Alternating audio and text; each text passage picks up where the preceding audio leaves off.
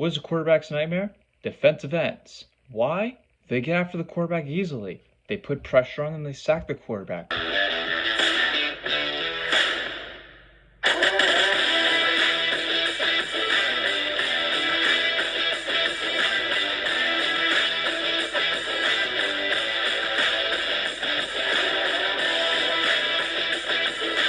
Hello folks, welcome to Jeremy Hather's YouTube channel. I'm your host Jeremy Hather, and today I'll be talking about the greatest defensive end of all time. As I continue with the GOAT series, we've already done special teams. We did our defensive tackle last video, so I'll be doing defensive end in this episode. And how will I be doing this, of course, if I had done it the last couple episodes? Well, I'll be evaluating their dominance when they were on the field, how they impacted the game, their talent, their stats, and their achievements. How were they on the field and how were they off the field a little bit too, but mostly on the field. Respective time, but I like to see what they did outside of the field here and there. I will be looking at how dominant they were on the field, what impact they made on the field in the league, how they changed it, the talent, the stats. You always gotta have stats back up your points, and their achievements, of course. So that's how we're doing it. And a reminder to folks, it's not ranked whatsoever. And I have an honorable mention. I have 5 guys in the list, and then I will pick my GOAT at the end of what I think is the greatest defensive end of all time. But for folks who don't know what a defensive end is, a defensive end is a player that's lined up on the edge of the defensive line, so that's towards the outside, where you always see in the middle, that's the defensive tackle, like Aaron Donald you'd always see on the Rams in that Super Bowl with the Rams-Bengals if you watched the Super Bowl a couple years ago. That's where it is there. The outside parts, that's the defensive end. So they come storming up towards the quarterback and try to get after them. So that's what defensive ends. Their primary function is to pressure the quarterback, get after them, sack them, just put pressure on the quarterback. That's their main job. But let's start out with our honorable mention. Honorable mention, this guy is a 5-time Super Bowl champion, 2-time first team All-Pro, 5-time Pro Bowler, made the All-Rookie team his rookie year. He's in the Dallas Cowboys Ring of Honor, made the 49ers Hall of Fame, and that is Charles Haley. Charles Haley, known for the 90s, playing for the Cowboys and the 49ers, of being on that team, of helping those two teams win, of course, with the 5 Super Bowls. Great player all around. When you watched him play, he was very smart, had great awareness, and knew what his opponents were doing of the offensive line, where his offensive tackle was, to see what he was going to do, what the play was going to come up, where the quarterback was moving with the eyes and the arm, and what plays they're going to, if they're going to do screen coverage, they're going to run the ball, stuff like that. He knew what was going to happen right away off the bat, and he had a great spin move to get off the quarterback. So when he would be rushing or trying to get past, try to push the offensive lineman away, he would have that spin move he would create, like a 360 move, and get after the quarterback. So that was something great I witnessed with Charles Haley. His stats, folks, had 503 tackles, 100.5 sacks, 26 forced fumbles, 8 fumble recoveries, 2 interceptions, 1 defensive touchdown. He was elected into the NFL Hall of Fame in 2015. And as I mentioned before, he's inducted into the Dallas Cowboys Ring of Honor, inducted to the 49ers Hall of Fame, and he's the only player to have more than 4 Super Bowls besides Tom Brady, of course. That's pretty impressive as a player. So I think Charles Haley should be here on this list. However, I don't think he's better than the other guys on this list, so I put him here as my honorable mention. And then we get to our next player. This guy was nicknamed the Minister of Defense. Played 15 seasons with the Philadelphia Eagles, the Green Bay Packers, my team, Carolina Panthers. 1 year for the Carolina Panthers. It wasn't really that much. No, most people don't know. He's a 1-time Super Bowl champion, 2-time Defensive Player of the Year, 8 first-team All-Pro. Very impressive. 5 second-team All-Pro. He was a 2-time sacks leader, made the 80s and 90s All-Decade team, made the 75th and 100th anniversary NFL team, and he's inducted into the Green Bay Packers and the Philadelphia Eagles Hall of Fame. And that man is Reggie White, the Minister of Defense. Reggie White was an astounding player when you watch him play. Best statistics years with the Philadelphia Eagles. He had won the Super Bowl with the Green Bay Packers back with Brett Favre in the day in the 96-97 season against the New England Patriots against Drew Bledsoe at the time. Incredible player to watch. Now, his numbers also retired with the Eagles and the Packers, so that's very rare to see one player get retired by multiple teams. Get his number retired by multiple teams. It's very impressive. His statistics, folks.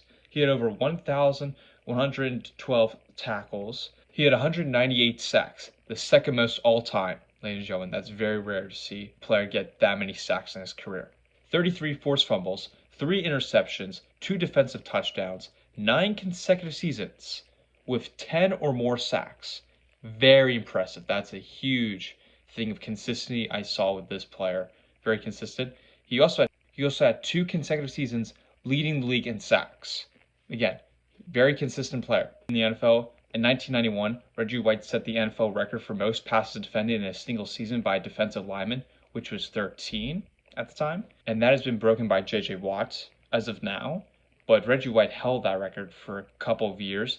Very impressive to see there. He had better statistics, as I mentioned before, with the Philadelphia Eagles. The interesting thing about Reggie White, though, he left the Philadelphia Eagles, never was offered a contract from them whatsoever. Even though the Eagle fans wanted him, never offered a contract. Now, some people say it was because the agent never got it, but the Eagles weren't really pursuing Reggie White. And then all of a sudden, he gets a call from the Green Bay Packers head coach at the time, Mike Holmgren. Reggie White is a very religious person. He goes to church. He went to church every Sunday. Rest in peace, Reggie White. But he'd go there, and Mike Holmgren wanted to come to Green Bay Packers. So he calls Reggie White, and Reggie picks up the phone, and Mike Holmgren says, "Reggie, this is God. Come play for the Green Bay Packers." And then he hung up. And then Reggie White came to the Green Bay Packers. He won a Super Bowl ring, as I mentioned before, with the Packers. And the thing about Reggie White that really stood out to me, he would make plays when the game's on the line. He'd have ice in his veins. He also built cultures with the Green Bay Packers and the Philadelphia Eagles. He helped build cultures there. He was the leader of the defense with the Packers and the Eagles. He became a legend for both teams.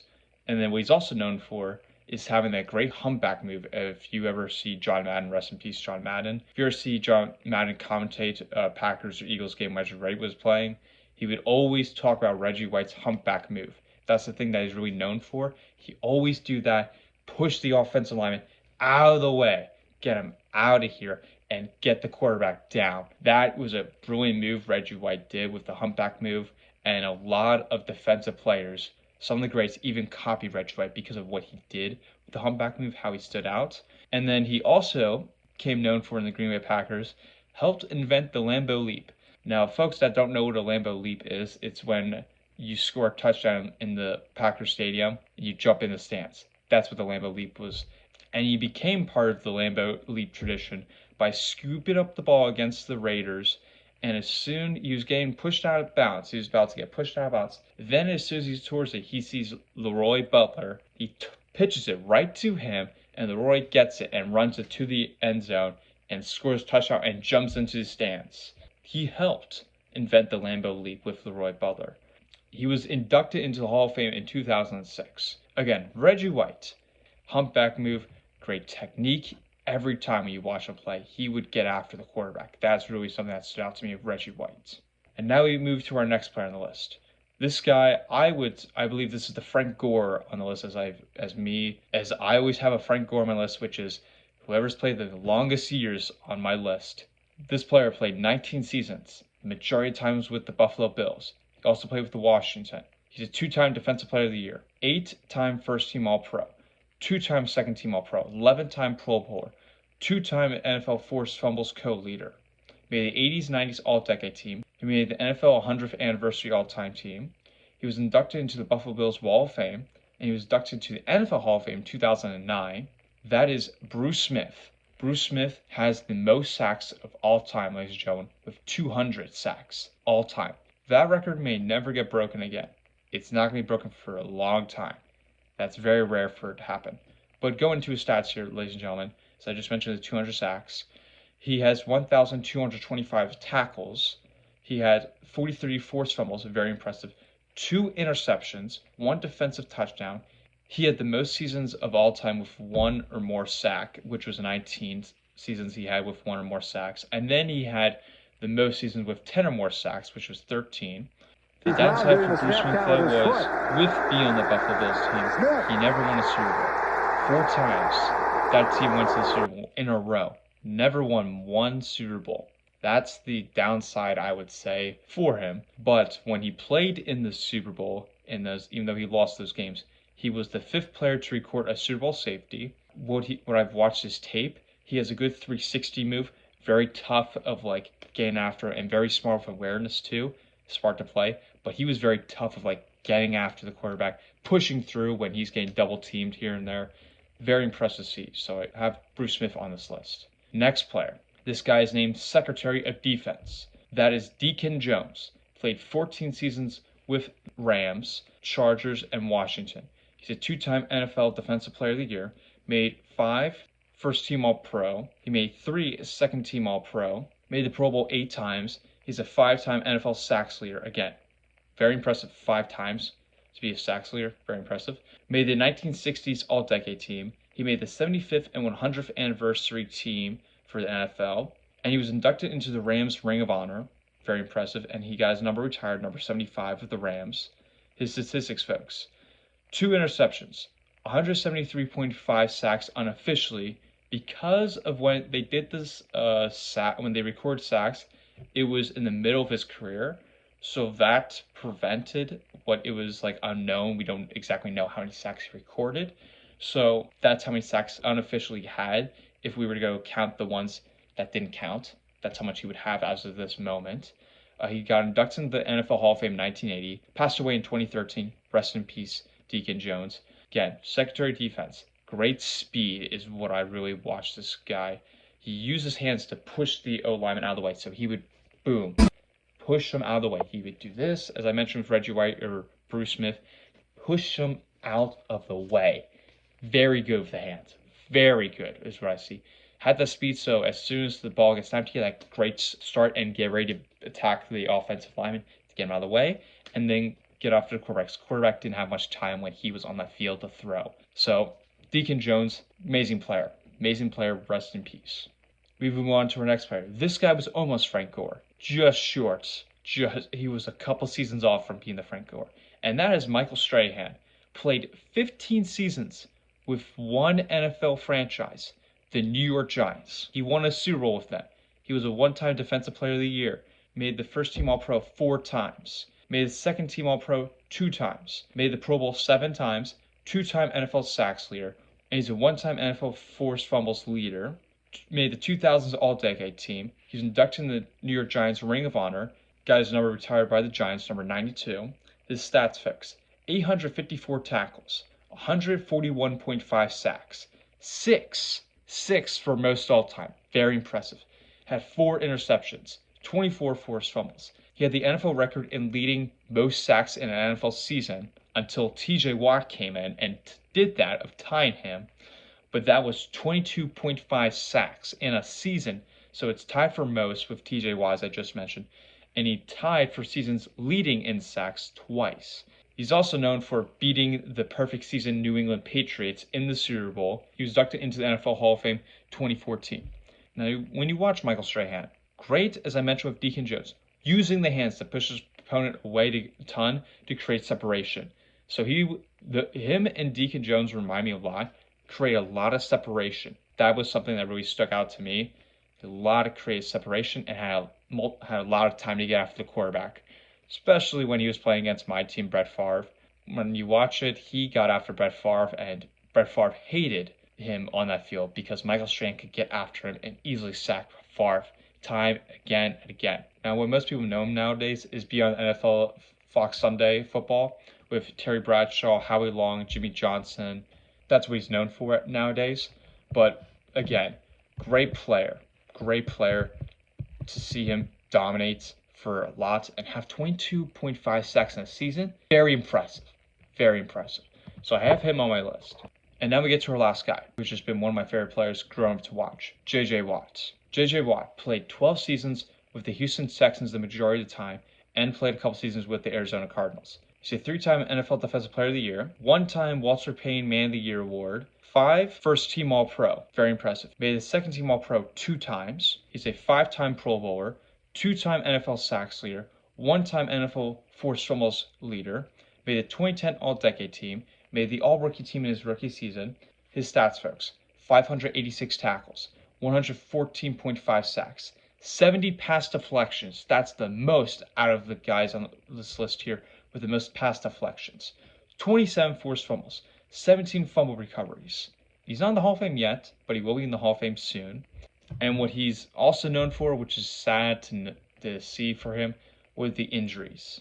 Since 2015 is when the injuries began for him. He never was healthy, but when he was healthy, he was a monster. The injuries kept hurting J.J. Watt. Year after year after year, always some type of injury that kept J.J. Watt out of play, whether it was the herniated disc, leg, torn pec, shoulder, groin, some type of injury kept hurting JJ Watt. He kept getting hurt and hurt since the 2015 season, but he was still dominating when he played. He would play through the injury. He would keep going through it. He was a very tough player. That's something that I admired about him. And when you watch him play, he was a bulldozer guy. He would push the heck out of the offense line, get him to the ground.